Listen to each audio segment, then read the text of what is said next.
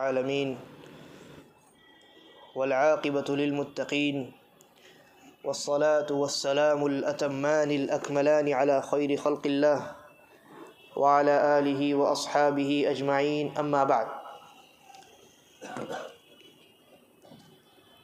اللہ کے فضل و کرم سے ہم نبی اکرم صلی اللہ علیہ وسلم کے گھر میں ایک دن کے عنوان سے گفتگو کر رہے ہیں، اور پہلی مجلس میں ہم نے بہت ساری باتیں نبی اکرم صلی اللہ علیہ وسلم کے تعلق سے، آپ کی سیرت اور صورت کے تعلق سے، اور آپ کے گھر کے تعلق سے بھی کچھ باتیں ہم نے سنی ہیں۔ نبی اکرم صلی اللہ علیہ وسلم کا جو گھر ہے، جب اللہ تبارک و تعالی نے آپ کو خود ہمارے اور آپ کے لیے اسوہ اور نمونہ بنایا ہے، تو ظاہر سی بات ہے نبی اکرم صلی اللہ علیہ وسلم کا گھر بھی ہمارے لیے کیا ہوگا؟ اسوہ اور نمونہ ہوگا۔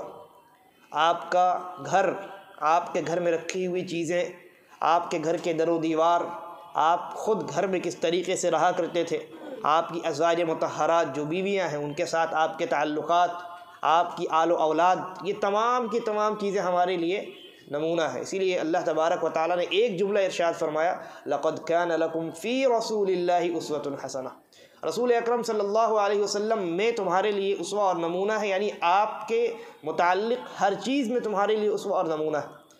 یہاں تک کہ اللہ تبارک و تعالیٰ نے ان ہستیوں کو جنہیں ہم صحابہ کرام کہتے ہیں، جنہیں اللہ رب العالمین نے نبی اکرم صلی اللہ علیہ وسلم کی رفاقت کے لیے منتخب کیا تھا، انہیں بھی ہمارے لیے اسوہ اور نمونہ بنا دیا۔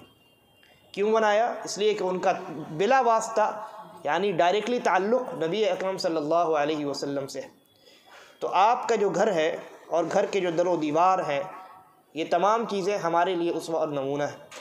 آپ کا گھر ایمان کی بنیاد ہے، اسی لیے نبی اکرم صلی اللہ علیہ وسلم کے گھر میں نہ کوئی تصویر ہے نہ کوئی کتا ہے۔ کیوں؟ اس لیے کہ خود آپ نے ارشاد فرمایا ہے کہ ایسا گھر لا تدخل الملائکۃ بیتا فیہ کلب ولا تصاویر، جس گھر میں کتے ہوں یا جس گھر میں تصویریں ہوں، ایسے گھر میں فرشتے داخل نہیں ہوتے۔ لہذا نبی اکرم صلی اللہ علیہ وسلم کا گھر بدرجہ اولا ان تمام چیزوں سے پاک تھا۔ آپ کے گھر میں نہ کوئی کتا کبھی پایا گیا اور نہ آپ کے گھر میں کبھی کوئی تصویر لٹکائی گئی۔ اسی طریقے پر نبی اکرم صلی اللہ علیہ وسلم اپنے گھر میں کھانا کھایا کرتے تھے، پانی پیا کرتے تھے۔ آپ جس برتن میں پانی پیتے تھے وہ ایک لکڑی کا بنا ہوا ایک پیالہ تھا۔ حضرت انس ابن مالک رضی اللہ عنہ کے متعلق آتا ہے، حضرت ثابت کہتے ہیں کہ ایک مرتبہ حضرت انس ابن مالک رضی اللہ عنہ نے لکڑی کا بنا ہوا ایک پیالہ نکالا، اور ہم نے دیکھا کہ وہ جو پیالہ ہے وہ لوہے سے چاروں طرف سے بندھا ہوا ہے، اور نکال کر کے حضرت انس نے کہا، یا ثابت ھذا قدح رسول اللہ صلی اللہ علیہ وسلم، یہ رسول اکرم صلی اللہ علیہ وسلم کا پیالہ ہے۔ آپ کا پیالہ کیسا ہے؟ لکڑی کا بنا ہوا ہے، اور چاروں طرف لوہے سے اس کو باندھ دیا گیا ہے تاکہ وہ ضائع نہ ہو جائے۔ اور ایک اور روایت ہے، آپ نے غالباً وہ روایت سنی ہوگی، ایک مرتبہ نبی اکرم صلی اللہ علیہ وسلم کا کوئی پیالہ ٹوٹ گیا تھا جس میں آپ پانی پیا کرتے تھے، تو اس پیالے کو آپ نے چاندی کی ایک تار سے اس کو درست کیا تھا اور اس کو جوڑ دیا تھا۔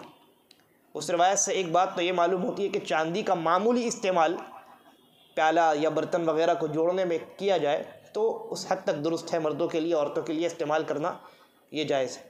اور دوسری بات جو معلوم ہوتی ہے نکتے کی، وہ یہ ہے کہ نبی اکرم صلی اللہ علیہ وسلم کا تواضع اس قدر تھا، آپ امام الانبیاء اور اس وقت تمام کے تمام مسلمانوں کے سردار ہیں، اس کے باوجود آپ ایسے پیالے میں پانی پیتے ہیں جو ٹوٹ چکا تھا، جس کو دوبارہ جوڑا گیا ہے۔ لہذا ہمیں سبق لینا چاہیے۔ ہمارے گھر میں کیا ہوتا ہے، ایک چیز اگر ٹوٹ گئی تو اس کو دوبارہ مرمت کرنے کی توفیق نہیں ہوتی، بلکہ ہم یہ سمجھتے ہیں کہ ٹوٹ گئی تو اس کو چھوڑ دیا جائے، پھینک دیا جائے، نیا لے کر کے آئیں گے، پیسے کی کمی تھوڑی ہے۔ کیا نبی اکرم صلی اللہ علیہ وسلم کے پاس پیسے کی کمی تھی؟ اب کوئی آدمی کہہ سکتا ہاں بھائی نبی اکرم صلی اللہ علیہ وسلم کے پاس پیسے کہاں سے آئیں گے؟ بھائی میرے، اللہ کے نبی صلی اللہ علیہ وسلم نے قربانی 100 اونٹ کیا ہے، قربانی کے موقع پہ آپ نے 100 اونٹ قربان کیے ہیں۔ ایک اونٹ کی قیمت اتنی ہوتی ہے کہ آدمی مشکل ہی سے اس کو افورڈ کر پاتا ہے، اور نبی اکرم صلی اللہ علیہ وسلم نے 100 اونٹ اللہ کے راستے میں قربان کیے، تو آپ کے پاس پیسوں کی کوئی کمی نہیں تھی۔ یہ الگ بات ہے کہ پیسے آیا کرتے تھے اور نبی اکرم صلی اللہ علیہ وسلم غریبوں میں، فقیروں میں اس کو تقسیم کر دیا کرتے تھے، اور اگر پیسے ہوا کرتے تھے تو آپ اللہ کے راستے میں خرچ کرتے تھے۔ تو اللہ کے نبی صلی اللہ علیہ وسلم کے پاس پیسوں کی کمی نہیں تھی، لیکن آپ تواضع اور انکساری اختیار کرنے والے تھے۔ اور اسی طریقے پر آپ جس پیالے کا استعمال کیا کرتے تھے پانی پینے کے لیے، اس پانی کو پینے میں بھی آپ ادب کا خیال رکھا کرتے تھے، اور آپ نے اپنی امت کو بھی اسی کی تعلیم دی۔ چنانچہ حضرت انس رضی اللہ عنہ کہتے ہیں کہ نبی اکرم صلی اللہ علیہ وسلم پانی جب پیا کرتے تو 3 سانسوں میں پیا کرتے تھے، 3 مرتبہ، ایک ہی مرتبہ گھٹک گھٹک پانی ختم نہیں کر جاتے تھے، جیسا کہ آج بعض حضرات کرتے ہیں، ایک مرتبہ بوتل کو منہ میں لگایا تو ختم ہو کر کے ہی چھوٹے گا، ہے نا۔ اور بعض حضرات اس میں کمپٹیشن کرتے ہیں، کون پہلے ختم کرتا ہے، کون کتنے سیکنڈ میں ختم کرتا ہے۔ یہ طریقہ مسلمانوں کا نہیں ہے، یہ ادب والا طریقہ نہیں ہے، یہ بے ادبی والا طریقہ ہے، بے غیرتی والا طریقہ ہے۔ تو اللہ کے نبی صلی اللہ علیہ وسلم جب پانی پیا کرتے تھے اس میں آپ اس ادب کا مظاہرہ کیا کرتے تھے کہ 3 مرتبہ میں پانی کو ختم کرتے، ایک مرتبہ میں غٹک نہ جایا کرتے تھے۔ اور اسی طریقے پر خود نبی اکرم صلی اللہ علیہ وسلم نے اپنی امت کو پانی کے برتن میں سانس لینے اور اس میں پھونک مارنے سے منع کیا۔ اس برتن میں انسان پیے اسی میں سانس لے، یہ درست نہیں ہے۔ اور آج جو جدید جو علم ہے، یعنی سائنسی جو علوم ہیں، ان کی روشنی میں بھی اگر آپ دیکھیں گے تو آپ کو معلوم ہوگا کہ ڈاکٹرز جو ہے وہ منع کرتے ہیں ایسے برتن میں جس میں آپ پانی پی رہے ہیں اسی میں سانس لیں، اس بات سے خود ڈاکٹر بھی منع کرتے ہیں۔ تو خیر، نبی اکرم صلی اللہ علیہ وسلم نے منع کیا ہے کہ آدمی جس برتن میں پانی پیے اسی میں سانس لے، اس لیے کہ ایک مرتبہ اس برتن سے وہ پانی پیے گا، پھر جو بیماری جو ہوگی اس کو وہ الگ چیز ہے، وہ تو چھوڑ ہی دیجیے، اس کے بعد جو دوسرا آدمی اسی برتن میں پانی پیے گا اس کو کتنی تکلیف ہوگی کہ اس آدمی نے پانی پیا اور اسی میں سانس لیا، تو وہ انسان اس چیز کو پسند نہیں کرے گا۔ لہذا اس چیز کا بھی خیال رکھنا چاہیے، اور اس میں پھونکنا بھی نہیں چاہیے، انسان کو پانی میں پھونکنے سے منع کیا گیا ہے۔ اور نبی اکرم صلی اللہ علیہ وسلم کے گھر کی جب بات ہو رہی ہے تو آپ کے پاس اللہ رب العالمین کے راستے سے آنے والا مال تو بہت کثرت کے ساتھ آیا کرتا تھا، لیکن جیسا کہ میں نے عرض کیا، آپ اللہ کے راستے میں مکمل خرچ کر دیا کرتے تھے، کچھ بچا کر کے نہیں رکھتے تھے۔ یہاں تک کہ آپ کی جس وقت وفات ہوئی اس وقت وہ درع جس کو پہن کر کے، لوہے کا جو درع ہوتا ہے سینے میں پہنا جاتا ہے، جس کو پہن کر کے نبی اکرم صلی اللہ علیہ وسلم غزوات میں اور جنگ میں جایا کرتے تھے، مشرکین کے خلاف جنگ میں نکلا کرتے تھے، جب آپ کی وفات ہوئی تو آپ کے گھر میں وہ درع موجود نہیں تھا۔ وہ کہاں تھا؟ ایک یہودی کے گھر میں رہن رکھا ہوا تھا، اس کو رہن رکھ کر کے کوئی چیز ادھار پہ لی گئی تھی، اس لیے کہ وہ چیز نبی اکرم صلی اللہ علیہ وسلم کے گھر میں نہیں تھی۔ اور جب نبی اکرم صلی اللہ علیہ وسلم کے کھانے پینے کا ہی تذکرہ ہوا ہے تو مسند ابی یعلا میں صحیح سند کے ساتھ ایک روایت ہے، حضرت ابو طلحہ رضی اللہ عنہ، ایک مرتبہ نبی اکرم صلی اللہ علیہ وسلم کو شدید بھوک لگی، تو نبی اکرم صلی اللہ علیہ وسلم نے حضرت ابو طلحہ رضی اللہ عنہ کو پتہ چلا کہ نبی اکرم صلی اللہ علیہ وسلم کو بہت شدید بھوک لگی ہے، آپ کے پاس کھانے کو کچھ نہیں ہے۔ چنانچہ حضرت ابو طلحہ رضی اللہ عنہ نے کیا کیا، وہ بازار گئے، اور بازار میں انہوں نے ایک سا جو تقریباً 1.5 کلو ہوتا ہے، 1 سا جو کے بدلے میں کوئی مزدوری کر لی، کسی کا سامان اٹھا دیا ہوگا یا کسی کا کوئی کام کر دیا ہوگا، کچھ کیا انہوں نے، محنت کیا، مزدوری کی، 1 سا جو کے بدلے میں کہ میں تمہارا ایک کام کروں گا تو مجھے 1 سا جو دے دینا۔ تو وہ گئے بازار میں اور انہوں نے مزدوری کی، اور مزدوری کر کے 1 سا جو ہے وہ گھر لے کر کے آئے، گھر میں لے کر کے آئے، اپنی اہلیہ کو کہا کہ روٹی بناؤ، نبی اکرم صلی اللہ علیہ وسلم کو میں بلا کر کے لاتا ہوں، آپ کو دعوت دیتا ہوں۔ چنانچہ نبی اکرم صلی اللہ علیہ وسلم کو حضرت ابو طلحہ نے بلا بھیجا، اب دیکھیے اس طرف نبی اکرم صلی اللہ علیہ وسلم اکیلے نہیں آئے، بلکہ آپ ایک بڑی جماعت کے ساتھ تشریف لائے، صحابہ کرام کی ایک بڑی جماعت کے ساتھ تشریف لائے، اور آ کر کے ان سب نے، یہ معجزہ تھا آپ صلی اللہ علیہ وسلم کا کہ ایک ساتھ جو میں تمام کے تمام صحابہ کرام نے، ایک بڑی تعداد جو صحابہ کی تھی نبی اکرم صلی اللہ علیہ وسلم کے ساتھ، ان تمام لوگوں نے کھانا کھایا اور سارے لوگ شکم سیر ہو گئے، پیٹ بھر گیا سارے لوگوں کا، کھانا اتنا ہی کا اتنا رہا۔ اللہ کے نبی صلی اللہ علیہ وسلم کا یہ معجزہ تھا۔ اس روایت میں غور کرنے کا مقام کیا ہے معلوم ہے؟ غور کرنے کا مقام یہ ہے کہ نبی اکرم صلی اللہ علیہ وسلم کے گھر میں کھانا نہیں تھا، آپ بھوک کی وجہ سے، شدت کی وجہ سے آپ لوگوں کو معلوم ہو گیا کہ آپ کے پاس کھانا نہیں ہے، آپ کو بھوک لگی، تو خود نبی اکرم صلی اللہ علیہ وسلم بھوکے ہیں۔ اچھا، حضرت ابو طلحہ رضی اللہ عنہ، ان کے گھر میں بھی کچھ کھانے کو نہیں ہے، کیونکہ اگر کھانے کا ہوتا تو وہ لے کر نبی اکرم صلی اللہ علیہ وسلم کی خدمت میں حاضر ہو جاتے۔ انہوں نے نبی اکرم صلی اللہ علیہ وسلم کی دعوت کے لیے بازار میں جا کر کے مزدوری کی اور ایک سا جو لے کر کے آئے تاکہ نبی اکرم صلی اللہ علیہ وسلم کو کھلا سکے۔ یعنی نبی اکرم صلی اللہ علیہ وسلم بھی بھوکے، حضرت ابو طلحہ رضی اللہ عنہ بھی بھوکے، ان کے گھر میں بھی کچھ نہیں۔ اس کے بعد نبی اکرم صلی اللہ علیہ وسلم جو تشریف لائے ہیں حضرت ابو طلحہ کے گھر، صحابہ کی ایک بڑی جماعت کے ساتھ تشریف لائے۔ معلوم ہوا کہ ان صحابہ کی وہ جو بڑی جماعت تھی آپ کے ساتھ، انہوں نے بھی کچھ کھایا پیا نہیں تھا، وہ بھی بھوکے تھے۔ یہ ہے ہمارے نبی اور یہ ہے ان کے صحابہ جن کے پاس کھانے کو کچھ نہیں ہے۔ کیا مال ان کے پاس نہیں آیا کرتا تھا؟ مال آیا کرتا تھا، مال تو ان کے پاس آیا کرتا تھا، لیکن اس کے باوجود وہ خرچ کر دیا کرتے تھے اللہ کے راستے میں، اپنا خیال نہیں کرتے تھے، اللہ کے راستے میں خرچ کرنے کی فکر انہیں زیادہ ہوا کرتی تھی۔ یہ تواضع اور انکساری ہے نبی اکرم صلی اللہ علیہ وسلم اور آپ کے صحابہ کی۔ اور اسی طریقے پر نبی اکرم صلی اللہ علیہ وسلم کے گھر میں کھانے اور پینے کا جو معاملہ ہے، اس تعلق سے آپ نے وہ سنا ہوگا، حضرت عائشہ صدیقہ رضی اللہ عنہا بیان کرتی ہیں کہ مہینوں آپ کے ازواج مطہرات کے گھر میں چولہا نہیں جلا کرتا تھا، بلکہ آپ کی بیویاں 2 کالی چیزوں پر جو ہے وہ گزارا کیا کرتی تھیں۔ کالی چیزوں سے مراد ایک تو کھجور ہے اور دوسرا پانی کو کالا اس لیے کہا گیا کیونکہ اندھیرا میں رکھ دیا جائے تو وہ کالا ہی نظر آتا ہے۔ اب چولہا نہیں جل رہا گھر میں، روشنی کہاں سے ہوگی؟ تو نبی اکرم صلی اللہ علیہ وسلم کے گھرانوں میں مہینوں چولہا نہیں جلا کرتا تھا۔ گوشت اور روٹی اور یہ تمام چیزیں نبی اکرم صلی اللہ علیہ وسلم شوق سے تناول کریں، کبھی آپ کے دسترخوان پہ موجود ہو، ایسا کبھی نہیں ہوا کرتا تھا، بلکہ کھجور ہے اور پانی ہے، انہی دونوں چیزوں پر صحابیات اور آپ کی اہلیہ اور آپ کی جو زوجات ہیں وہ گزارا کیا کرتی تھیں۔ بہرحال نبی اکرم صلی اللہ علیہ وسلم کے رشتہ دار بہت سارے تھے، آپ کی اہلیہ بہت ساری ہیں، آپ کی اولاد ہے، بیٹے اور بیٹیاں ہیں، اسی طریقے پر آپ کے سسرالی رشتہ دار ہے، آپ کے ننیالی رشتہ دار ہے، آپ کے ددیالی رشتہ دار ہے، بہت سارے لوگ ہیں۔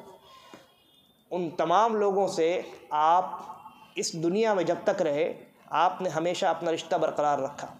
جو رشتہ اللہ نے بنا دیا ہے اس رشتے کو آپ نے توڑا نہیں، بلکہ برقرار رکھا اور ہمیشہ ان کو اسلام کی دعوت دیتے رہے۔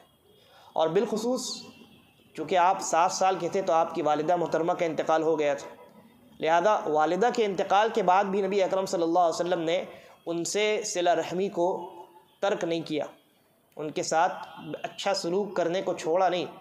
اب سوال یہ ہے کہ والدہ کا انتقال ہو چکا ہے تو ان کے ساتھ اچھا سلوک کیا ہے؟ والدہ کا انتقال ہو چکا ہے، وہ زندہ ہوتی تو ان کے ساتھ اچھا سلوک کیا جاتا، وہ تو انتقال کر چکی۔ حضرت ابو ہریرہ رضی اللہ عنہ فرماتے ہیں، دیکھیے حسن سلوک کیسے ہوتا ہے، اگر کسی کے والدین کا انتقال ہو جائے تو وہ ان کے ساتھ حسن سلوک کیسے کرے، ان کو کیسے فائدہ پہنچائے اور فائدہ پہنچانے کی فکر کرے، اس کا بیان ہے۔ حضرت ابو ہریرہ رضی اللہ عنہ بیان کرتے ہیں کہ نبی اکرم صلی اللہ علیہ وسلم نے اپنی والدہ محترمہ کی قبر کی زیارت کی، فبکا وابکا من حولہ، تو آپ بھی بہت زار و قطار روئے اور آپ کے گرد و بیش میں جتنے صحابہ کرام تھے آپ نے سب کو رلایا، یعنی آپ کو دیکھ کر کے سارے صحابہ رونے لگے۔ فقال، اس کے بعد جب آپ تھوڑا سا سنبھلے تو آپ نے کہا، استأذنت ربی فی ان استغفر لها فلم یأذن لی، میں نے اپنے رب سے اپنی والدہ کی بخشش کے لیے میں اپنے والدہ کی بخشش کا سوال اللہ سے کروں، ان کے لیے دعائے مغفرت کروں، میں نے اس کی اجازت طلب کی اللہ تبارک و تعالیٰ سے، فلم یأذن لی، تو مجھے اللہ رب العالمین نے اجازت نہیں دی۔ تو جب اجازت نہیں دی تو آپ نے چھوڑ نہیں دیا، بلکہ کیا کہا، وَاسْتَأْذَنْتُهُ فِي أَنْ أَزُورَ قَبْرَهَا فَأَذِنَ لِي، دوبارہ میں نے اللہ سے یہ اجازت طلب کی کہ اے اللہ مجھے کم از کم میری والدہ کی جو قبر ہے اس کی زیارت کی اجازت مرحمت فرما، تو اللہ تبارک و تعالیٰ نے اجازت دی۔ اس کے بعد نبی اکرم صلی اللہ علیہ وسلم نے فرمایا فَزُورُوا الْقُبُورَ فَإِنَّهَا تُذَكِّرُ الْمَوْتَ، قبروں کی زیارت کیا کرو اس لیے کہ قبروں کی زیارت تمہیں موت کی یاد دلاتی ہے۔ اور اسی طریقے پر حضرت ابو ہریرہ رضی اللہ عنہ بیان کرتے ہیں کہ جب پہلے تو نبی اکرم صلی اللہ علیہ وسلم چھپ چھپا کر دعوت کا کام کر رہے تھے، ہے نا، اللہ رب العالمین نے قرآن مجید کی یہ آیت نازل فرمائی وَأَنذِرْ عَشِيرَتَكَ الْأَقْرَبِينَ، اپنے قریبی رشتہ داروں کو آپ ڈرانا شروع کیجئے۔ تو حضرت ابو ہریرہ رضی اللہ عنہ بیان کرتے ہیں کہ نبی اکرم صلی اللہ علیہ وسلم نے قریش کے جتنے قبیلے تھے، جتنے خاندان تھے قریش کے، ان تمام کو اکٹھا کیا، سب کو بلایا اور سب کو مخاطب کیا۔ آپ نے کہا کہ اے بنی عبد شمس کے لوگوں، یہ ایک خاندان ہے، اور اے بنی کعب ابن لؤی کے لوگوں، یہ ایک خاندان ہے، اپنے آپ کو انقذوا انفسکم من النار، اپنے آپ کو آگ سے بچاؤ۔ یا بنی مرہ ابن کعب، اے بنی مرہ ابن کعب، انقذوا انفسکم من النار، اپنے آپ کو آگ سے بچاؤ۔ یا بنی عبد مناف، اے عبد مناف کے خاندان والوں، انقذوا انفسکم من النار، اپنے آپ کو آگ سے بچاؤ۔ یا بنی ہاشم، اے بنی ہاشم کے لوگوں، اپنے آپ کو آگ سے بچاؤ۔ اور اے عبد المطلب کے خاندان والوں، اپنے آپ کو آگ سے بچاؤ۔ اس کے بعد کہا یا فاطمہ، اے فاطمہ، فاطمہ کون ہے؟ نبی اکرم صلی اللہ علیہ وسلم کی بیٹی ہے، انقذی انفسکی من النار، اپنے نفس کو آگ سے بچاؤ۔ فإنی لا املک لکم من اللہ شیئا، اس لیے کہ قیامت کے دن میں کسی کام آنے والا نہیں ہوں تمہارے لیے۔ اور جہاں تک دنیا کی بات ہے، ان لکم رحما سأبلھا ببلاھا، جہاں تک دنیا کی بات ہے، دنیا میں تمہاری میری رشتہ داری ہے، اللہ نے یہ رشتہ قائم کیا ہے، میں اس کو تر و تازہ رکھوں گا، لیکن جہاں تک قیامت کی بات ہے تو قیامت میں تمہارے کسی کام آنے والا نہیں ہوں۔ چنانچہ نبی اکرم صلی اللہ علیہ وسلم نے اپنے خاندان والوں کو اور قریش کے جتنے خاندان والے تھے ان تمام کو جمع کیا، اور آپ نے دیکھا کتنی محبت کے ساتھ آپ نے ہر ایک کا نام لیا اور ہر ایک کو مخاطب کیا، اور مخاطب کر کے آپ نے ان کے سامنے اسلام کی دعوت پیش کی، اور یہ بھی بتلایا کہ قیامت کے دن میں تمہارے کسی کام نہیں آؤں گا، دنیا میں میرا تمہارا تعلق اچھا رہنے والا ہے۔ اور اسی بنیاد پر آپ نے اپنی دعوت کا جو سلسلہ ہے وہ جاری رکھا۔ اسی طریقے پر آپ ان کے چچا کو لے لیجئے، نبی اکرم صلی اللہ علیہ وسلم کے چچا حضرت ابو طالب، جنہوں نے آپ کی پرورش کی ہے، اور آپ کے ساتھ نبی اکرم صلی اللہ علیہ وسلم نے، حضرت ابو طالب کے ساتھ نبی اکرم صلی اللہ علیہ وسلم نے تجارتی سفر بھی کیا ہے، تجارت کے جو اصول ہوتے ہیں، ضوابط ہوتے ہیں، وہاں کیا کرنا ہے کیا نہیں، آپ نے اپنے چچا سے سیکھا ہے۔ تو حضرت ابو طالب جو تھے انہوں نے ایمان قبول نہیں کیا، وہ بہت ساتھ دیتے رہے نبی اکرم صلی اللہ علیہ وسلم کے، لیکن کبھی انہوں نے اسلام قبول نہیں کیا۔ لیکن کیا نبی اکرم صلی اللہ علیہ وسلم نے ان کو چھوڑ دیا؟ ہرگز نہیں۔ آپ کا تعلق کیسا ہے؟ آپ ہمیشہ گاہے بگاہے اپنے چچا کو اسلام کی دعوت دیتے رہتے، مختلف انداز میں، مختلف طریقوں سے، مختلف اسلوب کو اختیار کر کے اپنے چچا کے آپ پیچھے لگے رہتے کہ کسی طریقے سے میرے یہ چچا جو مجھے بہت محبوب ہے اسلام قبول کر لیں۔ یہی طریقہ ہونا چاہیے۔ اگر آپ یہ سمجھتے ہیں کہ آپ کی وجہ سے کوئی ایسا مسلمان جو گمراہ ہے اور آپ کی وجہ سے، آپ کی دعوت کی وجہ سے وہ کبھی نہ کبھی، آپ کو امید ہے کہ وہ کبھی نہ کبھی سیدھے راستے پر آ جائے گا، اس کی دعوت کے لیے لگے رہیے اور اس فکر میں رہیے، اس کو چھوڑ مت دیجیے۔ یہاں تک کہ جب حضرت ابو طالب جو ہے ان کی وفات کا وقت آیا، جب مرض الموت میں مبتلا ہوئے، اس وقت بھی نبی اکرم صلی اللہ علیہ وسلم پہنچے، اس وقت بھی پہنچے، چھوڑ نہیں دیا ان کو۔ اور وہاں پر ابو جہل اور عبداللہ ابن ابی امیہ جو ہے یہ دونوں موجود ہیں، یہ دونوں قریش کے بڑے بڑے سرداران میں سے، ابو جہل اور عبداللہ ابن ابی امیہ۔ تو جب نبی اکرم صلی اللہ علیہ وسلم اپنے چچا کے پاس پہنچے، مرض الموت میں مبتلا ہے، اب جانکنی کا عالم ہے، اب تب کی بات ہے، کہا یا عم، اے میرے چچا، قل لا الہ الا اللہ، آپ لا الہ الا اللہ کہیے، کلمتاً، یہ ایسا کلمہ ہے کہ جس کے ذریعے سے، جس کی بنیاد پر میں اللہ رب العالمین کے یہاں حجت قائم کروں گا۔ آپ اگر یہ کلمہ کہہ لیتے ہیں تو آپ کو قیامت کے دن نجات مل جائے گی۔ لیکن ابو جہل تھا، عبداللہ ابن ابی امیہ تھا، ان دونوں نے ورغلایا، کہا کہ عبد المطلب کے دین سے پھر جاؤ گے؟ کیسے پھرو گے؟ بار بار ان کو ورغلاتا رہا اور بہکاتا رہا۔ اخیر میں جو ان کی موت ہوئی تو انہوں نے کہا کہ علی ملتی عبد المطلب، میں عبد المطلب ہی کی ملت میں مرتا ہوں، یعنی اسلام قبول نہیں کیا۔ لیکن نبی اکرم صلی اللہ علیہ وسلم نے آخری وقت تک ان کا پیچھا نہیں چھوڑا، کوشش نہیں چھوڑی، امید نہیں چھوڑی، اور آخری وقت میں آ کر کے انہوں نے، نبی اکرم صلی اللہ علیہ وسلم نے حضرت ابو طالب کو یہ کوشش کی کسی طریقے سے وہ اسلام قبول کر لے۔ اور یہاں ایک نقطہ اور معلوم ہوا کہ اگر کسی مسلمان کی موت ہو رہی ہے، کسی مسلمان کی موت ہو رہی ہے، تو اس کے متعلق نبی اکرم صلی اللہ علیہ وسلم کا فرمان ہے لقنوا موتاکم لا الہ الا اللہ۔ تمہارے مسلمان بھائیوں کی جب وفات ہو تو ان کے پاس جاؤ اور انہیں تلقین کرو لا الہ الا اللہ کی، ان کے پاس بیٹھ کر کے لا الہ الا اللہ پڑھو۔ ان کے ارد گرد جو لوگ بیٹھے ہیں ان پر کیا لازم ہے کہ وہ لا الہ الا اللہ پڑھے، لا الہ الا اللہ، یہاں تک پڑھتے رہیں، یعنی جب تک، اس وقت تک پڑھتے رہیں جب تک وہ جو مریض ہے وہ اپنی زبان سے لا الہ الا اللہ نہ کہہ دے۔ اس کو آپ حکم نہ دیں کہ تم لا الہ الا اللہ پڑھو۔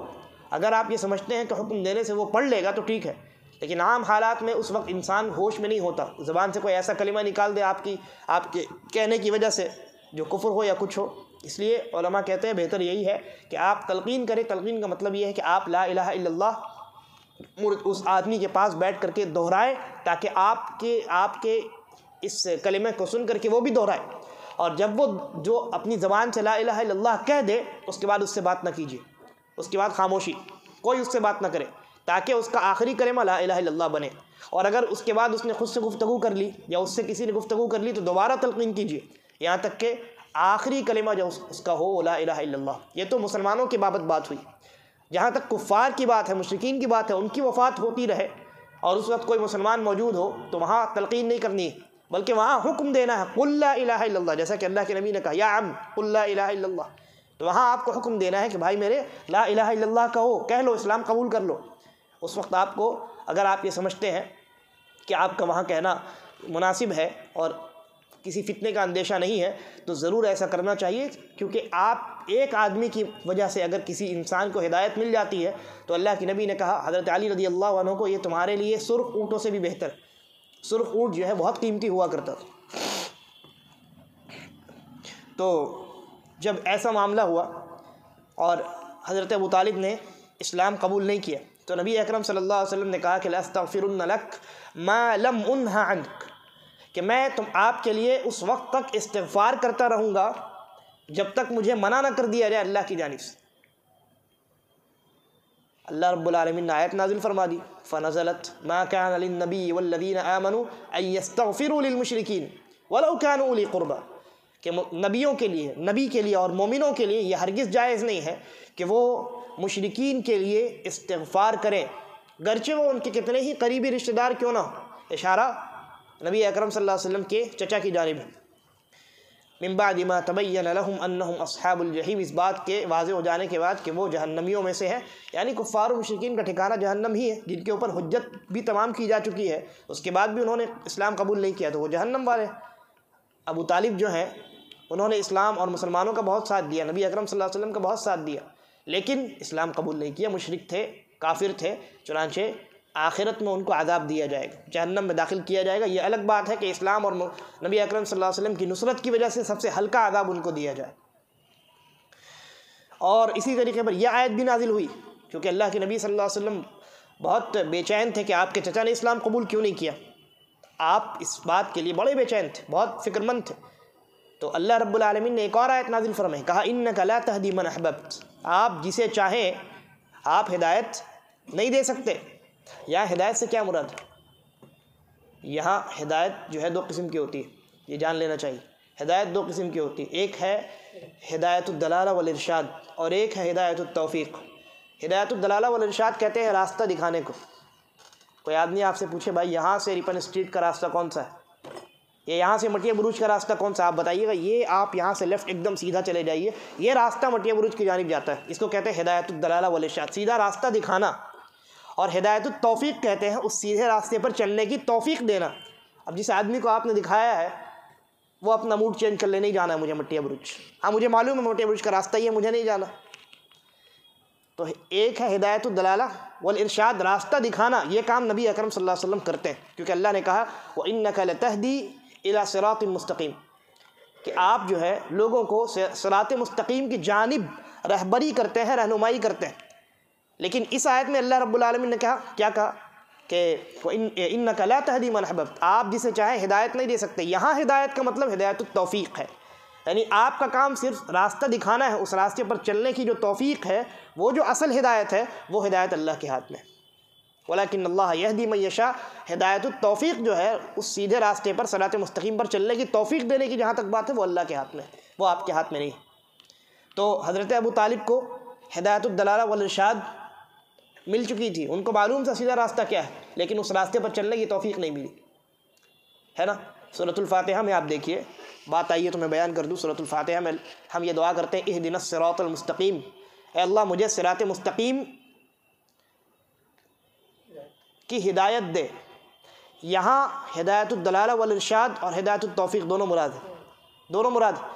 آپ اللہ سے دعا کرتے ہیں تو اس کا مطلب یہ ہوتا ہے کہ اے اللہ مجھے سیدھا راستہ دکھا بھی اور اس راستے پر چلنے کی توفیق بھی عطا فرما، یہ دونوں مراد ہیں۔ کیوں؟ اس کے آگے دیکھیے اللہ نے کہا صراط الذین انعمت علیہم غیر المغضوب علیہم ولا الضالین، اس راستے پہ نہ چلا جس راستے پر مغضوب علیہم چلے اور ضالین چلے۔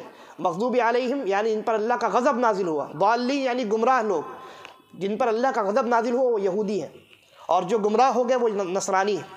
یہودی جن پر اللہ کا غضب نازل ہوا انہیں ہدایت الدلالہ والارشاد مل چکی تھی، انہیں معلوم تھا سیدھا راستہ یہ ہے، لیکن انہیں ہدایت التوفیق نہیں ملی، اس سیدھے راستے پر چلنے کی توفیق نہیں ملی۔ ان کے پاس علم تھا، عمل نہیں تھا، سمجھ رہے؟ علم تھا ان کے پاس، تو علم کا ہونا کافی نہیں ہے، علم ہے ان کے پاس لیکن عمل نہیں ہے۔ سیدھے راستے کا علم ہے، صراط مستقیم یہ ہے، یہودیوں کو معلوم ہے، لیکن انہوں نے اس پر عمل نہیں کیا، لہذا وہ اللہ کے غضب کے شکار ہوئے۔ اور نصرانیوں کی جہاں تک بات ہے، انہیں ہدایت الدلالہ والارشاد ہی نہیں ملا، اس لیے یہ گمراہ لوگ ہیں۔ انہوں نے اس ان کی رہبری کسی نے، یعنی ان کی رہبری جو ہے صراط مستقیم کی جانب ہوئی ہی نہیں، یہ گمراہ ترین لوگ ہیں۔ تو یہ عمل کرتے ہیں، یہ بغیر علم کے عمل کرتے ہیں، ان کے پاس، نصرانیوں کے پاس علم نہیں ہے۔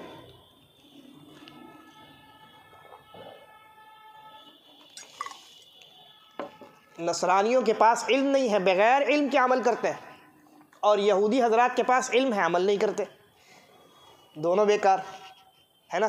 صرف ہدایت الدلالہ والارشاد بغیر ہدایت التوفیق کے ناکارہ، بغیر کوئی فائدہ نہیں اس سے۔ اور صرف عبادت بغیر سیدھے راستے پر چلے اس کا بھی کوئی فائدہ نہیں۔ صرف علم بغیر عمل کے کوئی فائدہ نہیں، بیکار ہے۔ صرف عمل بغیر علم کے یہ گمراہی کی جانب لے جاتا ہے۔ اللہ نے ایسے لوگوں کو ضالین کہا، یعنی گمراہ لوگ ہیں۔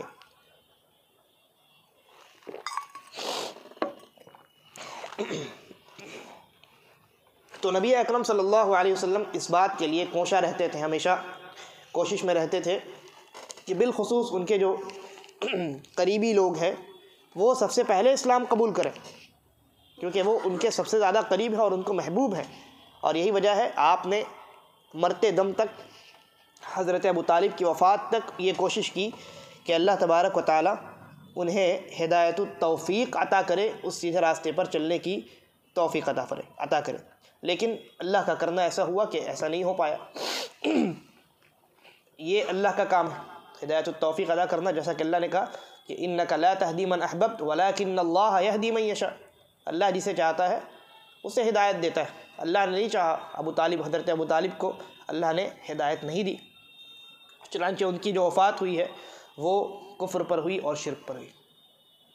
تو نبی اکرم صلی اللہ علیہ وسلم کی تواضع دیکھیے، ان کی انکساری دیکھیے، اور ان کا جذبہ دیکھیے، ان کی فکر دیکھیے، اور خاص کر کے اپنے رشتہ داروں کے ساتھ ان کا رویہ دیکھیے کہ کس طریقے سے جب اللہ رب العالمین نے یہ حکم نازل کیا وَأَنذِرْ عَشِيرَتَكَ الْأَقْرَبِينَ، اپنے رشتہ داروں کو، قریبی رشتہ داروں کو آپ ڈرانا شروع کیجئے، تو آپ نے کتنی محبت کے ساتھ قریش کو جمع کیا، ان کے ایک ایک خاندان کا نام لیا، اپنی بیٹی کا نام لیا، اور ان کو الگ الگ کر کے ان کو بتایا کہ بھائی اپنے آپ کو آگ سے بچا لو، میں نبی ہوں اللہ کا، جہنم کی آگ سے بچا لو، اسلام قبول کر لو۔ اپنے چچا کے پیچھے بھی لگے رہے، کوشش کرتے رہے۔ تو انسان کو سبق لینا چاہیے، خاص کر کے اس کی ذمہ داری اس کے رشتہ داروں کے متعلق بہت زیادہ ہوتی ہے۔ دوسرے جن کا آپ سے خونی رشتہ نہیں ہے، جو آپ کے رشتہ دار نہیں ہے، ان کے متعلق اگر آپ کچھ کرتے ہیں تو یقیناً اللہ آپ کو اجر دے گا، لیکن اگر آپ اپنے رشتہ داروں کے متعلق اگر کوئی کوشش کرتے ہیں تو وہاں، اور آپ کا اخلاق بھی اچھا ہوتا ہے، تو وہاں آپ کو ڈبل اجر ملے گا۔ ایک صلہ رحمی کرنے کا اجر، آپ کے دل میں یہ جذبہ پیدا ہو کہ میں اپنے بھائی کو، اپنے والد کو، اپنے چچا کو اور اپنے بھتیجے کو آگ سے بچاؤں، اللہ کے عذاب سے بچاؤں، یہ صلہ رحمی ہے، یہ صلہ رحمی کا تقاضا ہے۔ تو اگر آپ اپنے رشتہ داروں کے لیے ہدایت کا سبب بنتے ہیں تو ایک تو ہدایت کا سبب بننے کا اجر ہے، اور دوسرا صلہ رحمی کرنے کا اجر بھی اللہ تبارک و تعالی آپ کو عطا کرے گا۔ چنانچہ ہمیں چاہیے کہ ہم خاص کر کے اپنے رشتہ داروں کے متعلق اور زیادہ فکر مند ہو، دوسروں کو جہاں ہم دعوت دیتے ہیں، ان کو حق بتاتے ہیں، وہیں اس سے کہیں زیادہ بڑھ کر کے ہم یہ کوشش کریں کہ ہمارے جو رشتہ دار ہیں ان تک حق پہنچے، ان تک ہماری دعوت پہنچے۔ وہ کفر اور شرک میں ہے تو وہ کیسے اس سے نکل سکتے ہیں، اس کے لیے کیا ترکیب ہونی چاہیے، اس کے لیے ہمارے اندر جو فکر ہے وہ اور زیادہ ہونی چاہیے۔ اللہ تبارک و تعالی ہم تمام کو نیک سمجھ کی توفیق عطا فرمائے، اور ہمیں نبی اکرم صلی اللہ علیہ وسلم کے طریقے اور اسوے پر چلنے کی توفیق عطا فرمائے، اور ہم تمام کا خاتمہ ایمان بالخیر کرے۔